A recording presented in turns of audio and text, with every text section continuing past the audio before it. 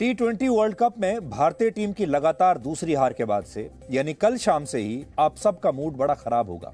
इस हार को वैसे तो अब 24 घंटे बीत चुके हैं और अब भी आप सब हैरान होंगे कि भारत की टीम बिना लड़े इतनी बुरी तरह से कैसे हार सकती है। तो आज हम आप सब के साथ मिलकर ये जानने की कोशिश करेंगे कि आखिर भारतीय टीम में चल क्या रहा है। और कल के मैच में आपने नोट किया होगा, एक ऑनलाइन पेमेंट कंपनी का विज्ञापन बार बार आ रहा था जिसमें वीरेंद्र सहवाग विराट कोहली का इंटरव्यू कर रहे हैं और विराट कोहली इस ऐप की तारीफ कर रहे हैं। इसी विज्ञापन में सहवाग कोहली के जवाब पर बड़े खुश होकर कहते हैं, वेल पेड विराट, यानी इसका वैसे मतलब होगा वेल प्लेड विराट। अब विराट कोहली विज्ञापन में तो बहुत अच्छा खेल रहे हैं, इसीलिए सब कह रहे हैं वेल प्लेड विराट, लेकिन मैदान पर जाकर विराट कोहली और उनकी टीम को क्या हो जाता है। तो आज हम यही बात आपके साथ चर्चा करेंगे और आज हम इसी बात का आपके साथ विश्लेषण करेंगे कि भारतीय टीम आखिरकार अच्छा क्यों नहीं खेल पा रही। कल के मैच में भारत ने न्यूजीलैंड को सिर्फ 111 रनों का लक्ष्य दिया था, लेकिन इसके बावजूद हमारे देश के बहुत सारे लोगों को यह उम्मीद थी कि शायद हमारी टीम न्यूजीलैंड की टीम को आउट कर देगी और यह मैच जीत जाएगी। ऐसे चमत्कार की उम्मीद लगाकर हमने ये पूरा मैच देख डाला। आखिरी बॉल तक उम्मीद थी कि शायद अब कोई चमत्कार हो जाए। आखिर तक लोग ये सोचते रहे कि कोई चमत्कार अब होने ही वाला है, लेकिन इस बार कुछ नहीं हुआ और भारत मैच हार गया। पहला मैच हम हारे पाकिस्तान से 10 विकेट से, दूसरा हारे 8 विकेट से। दोनों मैच बुरी तरह से हारे। इस हार के कई कारण रहे और इनमें सबसे पहला और सबसे बड़ा कारण है टीम सिलेक्शन। पाकिस्तान से हार के बाद ऐसा लग रहा था कि टीम में आर अश्विन को जगह जरूर मिलेगी, लेकिन उनकी जगह एक बार फिर वरुण चक्रवर्ती को खिलाया गया, जिनके पास अंतर्राष्ट्रीय क्रिकेट में ज्यादा अनुभव नहीं है। इसके अलावा खराब प्रदर्शन और चोट के बावजूद हार्दिक पांड्या को बार बार मौके दिए गए, जिसकी वजह से भारत को काफी नुकसान हुआ। कुछ बदलाव करते हुए ईशान किशन और शार्दुल ठाकुर को टीम में शामिल तो किया, लेकिन वो भी कुछ खास नहीं कर पाए और ये गलत टीम सिलेक्शन का ही नतीजा था कि जब भारत के खिलाड़ी बैटिंग कर रहे थे तो ऐसा लग रहा था कि पिच बॉलर्स के लिए अनुकूल है और जब भारत ने बॉलिंग शुरू की तो ऐसा लगा जैसे ये एक बैटिंग पिच है। यानी भारत ने ऐसे खिलाड़ियों को मैदान में उतार दिया जिन्हें शायद इस लेवल पर बच्चा कहा जाएगा। भारत में प्रोफेशनल क्रिकेटर्स की संख्या लगभग 5.5 करोड़ है, जो कनाडा जैसे देश की कुल आबादी से भी कहीं ज्यादा है। इन 5.5 करोड़ क्रिकेटर्स में से सिर्फ 11 खिलाड़ियों को ही भारतीय टीम में खेलने का मौका मिलता है और इस हिसाब से देखें तो भारतीय टीम में जगह बनाना बहुत मुश्किल काम है। लेकिन कल टीम में ऐसे कई खिलाड़ियों को जगह दी गई जो आउट ऑफ फॉर्म थे।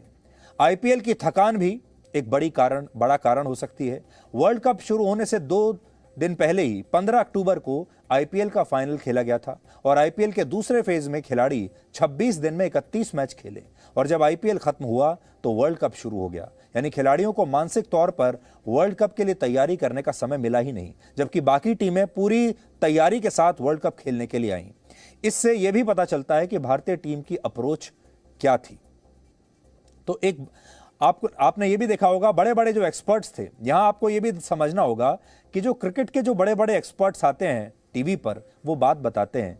क्या बताते हैं आपको?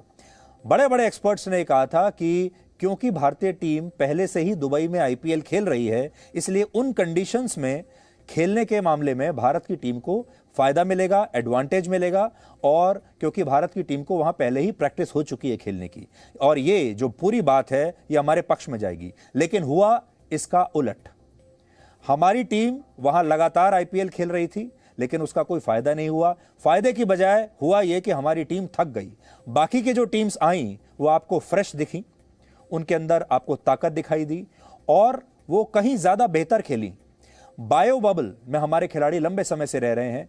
यह भी हो सकता है कि बायो बबल ने भी हमारे खिलाड़ियों को थका दिया। बायो बबल खिलाड़ियों के इर्द गिर्द बनाया गया एक ऐसा सुरक्षा कवच है जिसमें कोविड की वजह से बाहरी लोगों को खिलाड़ियों से मिलने की इजाजत नहीं होती। भारत के ज्यादातर खिलाड़ी आईपीएल की वजह से पहले ही बायो बबल में थे और जब आईपीएल समाप्त हुआ तो इन खिलाड़ियों को वर्ल्ड कप के लिए एक और बायो बबल में जाना पड़ा, जिसकी वजह से टीम के खेल पर असर दिखाई दिया और हमें ऐसा लगा जैसे हम एक बहुत ही थके हुए खिलाड़ियों की टीम देख रहे हैं।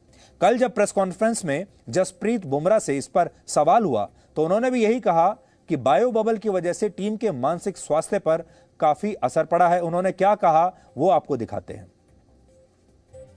यह कि बायो बबल में सिर्फ भारत के खिलाड़ी नहीं है, दूसरी टीमों के खिलाड़ियों को भी इसी तरह के नियमों का पालन करना पड़ रहा है, लेकिन वो फिर भी अच्छा प्रदर्शन कर रहे हैं। यानी बायो बबल की वजह से सिर्फ हमारे खिलाड़ी ही क्यों थक रहे हैं। इसके अलावा पाकिस्तान से मिली हार के बाद टीम का मनोबल काफी टूट गया था। वर्ल्ड कप में भारत की शुरुआत अच्छी नहीं रही, खराब रही। जो पाकिस्तान पिछले 29 सालों में भारत को एक बार भी वर्ल्ड कप में हरा नहीं पाया, उसने 10 विकेट से हमें हरा दिया। इससे टीम का मनोबल टूटा और खिलाड़ियों की भी काफी आलोचना हुई।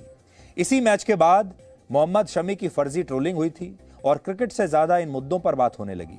न्यूजीलैंड के खिलाफ मैच से पहले विराट कोहली ने खुद इस पर अपनी राय देकर एक दूसरा नया विवाद खड़ा कर दिया, जिससे टीम पर गहरा असर पड़ा होगा।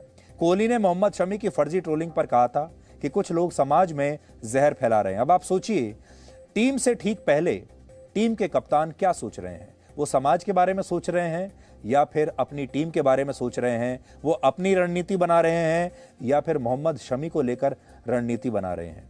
तो कुल मिलाकर ऐसा लगा कि क्रिकेट का मैच अब एक मैच नहीं, बल्कि शायद क्रिकेट का एक रियलिटी शो बन गया है। ये एक टीवी रियलिटी शो बन गया है जिसमें भारत के पास अच्छे अच्छे एक्टर्स तो थे, लेकिन ऐसे खिलाड़ी नहीं थे जो मैच के नतीजों को पलट सके। इस पर पाकिस्तान के पूर्व क्रिकेट खिलाड़ी शोएब अख्तर ने क्या कहा, आज आपको सुनना चाहिए। शोएब अख्तर ने भी अपने हिसाब से इस मैच का विश्लेषण किया है। आप पहले बहुत ही संक्षिप्त में उनका यह विश्लेषण सुनिए जो उन्होंने वीडियो पर डाला है, और फिर हम आपको आगे की कहानी बताते हैं। ईशान किशन को क्यों भेज दिया बच्चे को, और हार्दिक पांड्या आखिर में बॉलिंग कर रहे हैं, पहले करनी चाहिए थी। और मुझे समझ नहीं आई कि हिंदुस्तान किस पॉलिसी के तहत, किस गेम प्लान के साथ खेल रहा था। Have no idea whatsoever. It was a complete lost squad of Hindustan. अब जितना आपने देखा है वो तो आपने सुन ही लिया है। कोई प्लानिंग नहीं, सारों ने पैनिक बटन दबाया हुआ था। विराट कोहली अपने नंबर पे नहीं आ रहा, रोहित शर्मा अपने नंबर पे नहीं आ रहा, नया बच्चा आपने डाल दिया, टॉस आप हार गए, पैनिक करी जा रहे हो, मारी जा रहे हो, कोई समझ नहीं आ रही। यार चलो शॉर्टें नहीं लग रही, 20 ओवर खेल लो। तो 20 ओवर भी नहीं खेलने आप लोगों ने, तो फिर पता नहीं करना क्या है आपने। सो मुझे तो समझ नहीं आई कि Hindustan looked a very ordinary team to me, by the way.